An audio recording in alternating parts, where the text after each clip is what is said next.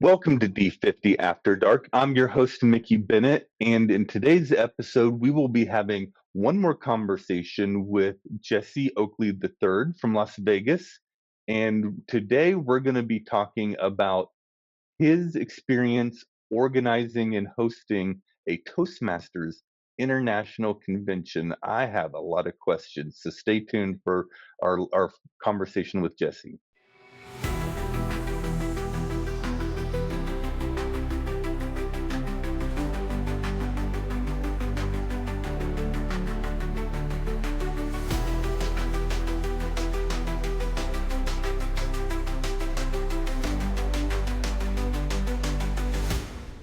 All right, welcome back to the show, Jesse. Hello there. It is good to be here again. Yes, it's good to have you. Now, in all the things you've accomplished in Toastmasters, one of them that sounds to me like one of the most challenging is you hosted an international convention. So, first of all, for our listeners, what is a Toastmasters International Convention? All right, before I go into the international convention, I've gone through different accomplishments, but the best accomplishment that I actually ever do is marry my wife, Dana Wall Oakley, who's a fellow Toastmaster. And we had a wonderful Toastmasters wedding, and I'll get back to that a little bit later. But no matter what accomplishments there, whether it be regional advisor, district director, international director, the greatest accomplishment is marrying Dana Wall Oakley. Love you, honey. And now that go ahead. I love that your greatest accomplishment is marrying your wife. I've often said the same thing about marrying my own wife. You actually had an interesting wedding. When did you get married to your wife? We got married on July 1st, 2012. That was my first day of being district director, and my wife's HPL project was the wedding in order to get her DTM. Your wife's HPL. What is an HPL? And high performance leadership, it is basically a project that you have to do prior to getting your Distinguished Toastmaster Award. It could be something within Toastmasters or outside of Toastmasters. And the genius thing was actually, for my wife, she was doing the wedding planning. And she figured, why not do the high performance leadership? Why not have that be the wedding? And I asked her, is there anything that I need to do? And she said, stay at the altar. That's the only thing you need to do. To stay there. Very, very cool. That's brilliant. Using her wedding planning as an opportunity to. I mean, it's great for a lot of reasons because she was already going to plan the wedding. She can get credit for it, but then it gives it a structure that some people who are planning a wedding might not have because you have like your advisory committee and your action committee, and there's a whole structure for how to successfully execute the project that someone just trying to plan a wedding might not have. And in addition to that, our main evaluator was her mother / my mother-in-law. So we always kept it in the family. And furthermore about that, it's a Toastmasters thing when you not only have a Toastmasters wedding, but a Toastmasters honeymoon. And our honeymoon was a 2012 International Convention in Orlando, Florida. And so that was our honeymoon, was Orlando. And we had a Toastmaster magazine, I believe it's the February 2013 edition, that talked about the wedding, Christmas in July, and to talk about the honeymoon. And if you ever had a chance to go into the annals of Toastmasters magazine, check out February 2013, and my wife and I are there, right there in the magazine. What? That's amazing. A Toastmasters wedding through and through. Exactly. And speaking of conventions, we can actually look at the both of us. We're also on the magazine again in June of 2015 at the Toastmasters International Convention, where we're hosting it at Caesar's Palace in Las Vegas, Nevada. Now, the key thing, before we actually had the opportunity to do this convention, it was 2014, and I get a phone call from the executive director, Daniel Rex. And Daniel Rex offered this opportunity to actually host the convention in Las Vegas, Nevada. And I said I would do it under one condition, and that is I need a partner. And who better partner than my spouse, Dana Wall Oakley? And he agreed to that. And one of the things that we needed to do was to go to the 2014 International Convention, which was Kuala Lumpur, Malaysia. And no kidding, no kidding. The day after we agreed to actually chair and go to Malaysia, there was a tragedy that happened with Malaysia Airlines. I was like, oh my goodness, yes, exactly, that's what happened. And people in Las Vegas were concerned about what's going to happen when we go to Malaysia, here or there.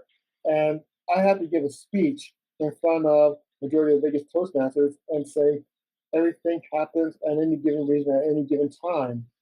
You must not fear what might happen, but just got to keep going and do what you can do. Because whether it's all across the world or whether it's at your own home, things can happen. The key thing is, are you going to let that fear get to you, or are you going to go through it? And the fear is FEAR. You can choose as forget everything and run, or face everything and ride. And luckily, my wife and I chose the latter, and we flew to Malaysia for the 2014 convention.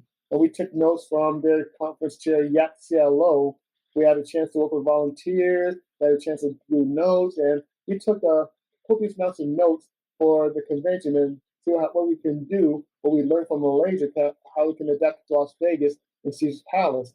And with my engineering background, I had a floor plan to Caesar's Palace and actually imagine about the different events and where they could be, and have my own internal planning for where headquarters could get in touch with us.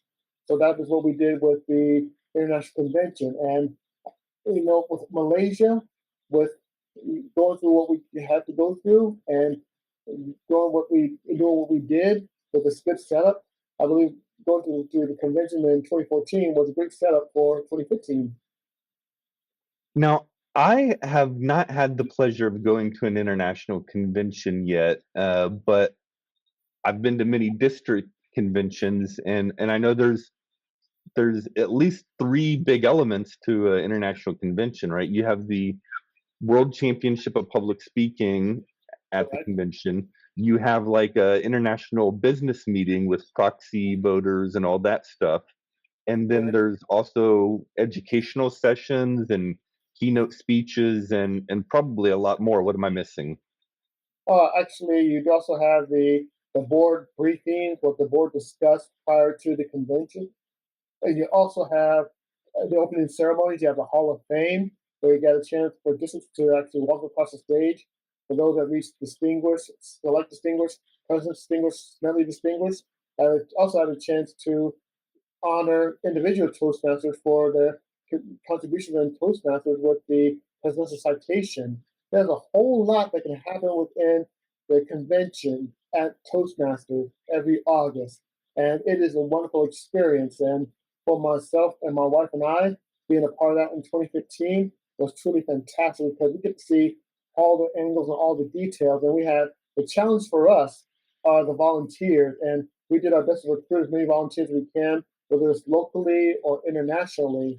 We actually had our crew of volunteers, and we also had our own captains who would captain each event with their volunteers and actually give the marching strategy and marching plans to the volunteers. So actually, it works out very well because when it comes to organized convention, there have to be two generals, and Dana was mostly the field, not the field general, the staff general to make sure that each of the volunteers go from one location to the other location, make sure the captains have their volunteers all together. And I am the field general, which will be walking around different parts of the convention, making sure everything's okay and having fun with the majority of people that are there. And overall, it worked very well having two generals right there. That makes a lot of sense. How big was your team to run the international convention? Oh my goodness, it had to be within at least, I'm guessing between 300, at least 300 people, volunteers that were there. So we had to have a whole bunch of people from all over the world that were in different locations. And we actually had, I believe, 8 captains that were there to actually be captains in different sections and different locations. And we also had, back then we had semifinals and world championship public speaking. We had other events as well. We had PR people promoting different events in Las Vegas and places where they can actually go. And overall, it's been quite a blast to actually, people still talk about the convention 10 years ago. That happened 10 years ago. So overall, it's been quite good. And that was also, I got to give credit to Daniel Rex. Daniel Rex, the executive director, he gave me a second life in Toastmaster, where without being the chair of the without being the chair of this co-chair of this convention, I wouldn't have been able to be a regional advisor, which happened the year after in 2016, or be a part of the international director, because thanks to him, this opportunity opened up a lot of doors within Toastmasters. Now, so what were some of the biggest challenges that you faced running this convention? Oh my goodness, the biggest challenges I faced was not only trying to find volunteers to recruit and also getting the schedule together. And Dana was more organized and structured in getting the scheduling together. And for myself, it was basically a running marathon, going from one location to the other location. In Caesar's Palace, that's a huge resort. And you have to go from, especially the huge convention center, you have to go from one side of the convention center to the other side of the convention center and make sure everything is good to go in different sections. And at the time, at Saturday, at the end of the convention, I saw the light and was like, okay, I'm starting to get a little bit fatigued here, and I have to get more little of the umph to keep going. And for myself, I have to make sure that I have the energy going. And my wife and I, we support each other, whether it is a scheduling type, I'm there to support her, or whether it is me running back and forth, she supports me. So it was a team effort, and those are the main challenges: was like finding recruits, and then wandering around, make sure everything's good to go. Yeah, you mentioned the schedule being particularly challenging from like the size and complexity of it. I know with a district conference, and it seems like district conferences are just kind of like in a lot of ways just a miniature scaled down international conference because I recognize a lot of those elements. But in the district conference, you have a minute by minute chair who in District 50, when I did it, it was just like a big spreadsheet that kind of lists in sequence who's supposed to be where at what time for every minute of the weekend. I imagine you probably need a whole team of minute by minute people for a convention that big. Oh yes, you do have that, and you also have the great assistance of the staff at World Headquarters. After Mm, the planning and floor planning here, that's when World Headquarters comes in, and they have experience with conventions over and over again. On yeah. one end, you have right here with my wife and I and the volunteers, and on the other end, you have the World Headquarters staff. And once we get together and actually come up with the plan and the strategies and everything else, that makes it a lot better too, because World Headquarters staff, they're phenomenal. They're amazing. And for some people that I get a chance to talk to with World Headquarters staff, where it goes from Malaysia in 2014 to right now, there's always that good connection that we do have with each other. And it would not, this would not have been possible without the World Headquarters staff, because without their assistance and guidance, no telling where we would have gone. And I really appreciate them as well. Very cool. Very cool. So what are some lessons you learned from that experience? The lesson I've learned from the experience is this is a we culture. And the only challenge, whether it's in Toastmasters or outside of Toastmasters, there's always going to be the me type of structure. Me this, me that, me that. And when suppose people go into area director or district director, some people have this me, and you can only go so far with a me. You take that me, you take the M upside and turn it upside down, and get what you get. You get a W, and that Yeah. is the we culture. And the most important thing about we culture is everybody has a stake in success, whether it is myself, my wife, the volunteers, the captains in the area. We all have a stake in success, and it is all up to us, not just one person, not just two people. It is a we structure. So if you want to get far, whether you are chairing a convention or whether you're being a district leader or whether you're even a club president, you can always go farther with we than you can with me. So it's always we over me leadership. I love it. I love it. I'm always singing praises to like teamwork. It's always teamwork that gets the biggest things accomplished. So So that's very good. And also, your favorite read I do have is Tribal Leadership. And Tribal Leadership, it goes into we and we very well. And it has 5 different levels. And if you want to look up Tribal Leadership, that's a great book to read. What is tribal leadership, briefly? Tribal leadership is briefly is about goes over different 5 levels, and the tribe is usually like 20 people, and they have levels like level 1, life sucks, and that's the negative people right there, and they are basically the alienated people. Level 2, my life sucks. That's the apathetic victim type of mindset. And the third one, which is the most dominant, is I'm great and you're not. That's the me structure right there. And then you go to level 4, is we're great and they're not.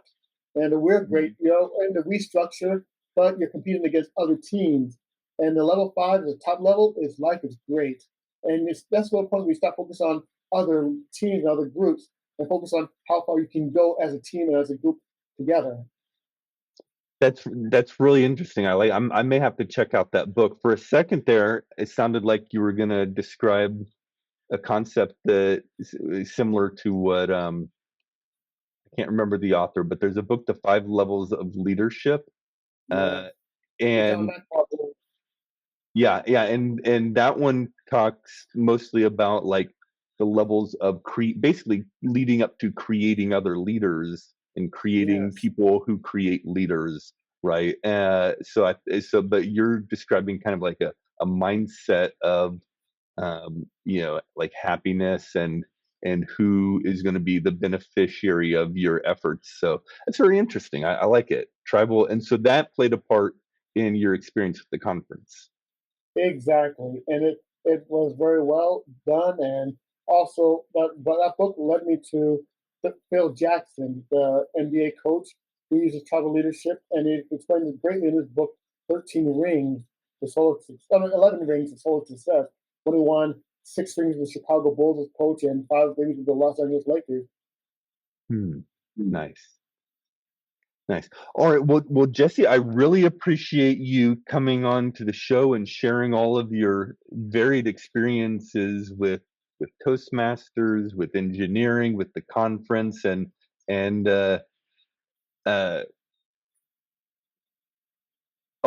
yes, I want to make sure our audience checks out your podcast. What was the name of your podcast again? Sunday Morning Chat Series. Just go to YouTube and type in Sunday Morning Chat Series. Subscribe, like the videos, check them out. It's always great about positive people making big differences in the community. Very cool. And to also look up your book on Amazon, and the name of your book is?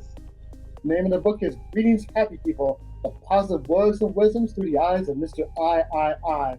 Just type in my name, Jesse Oakley III, and bam, the book is there with a happy face at the front cover.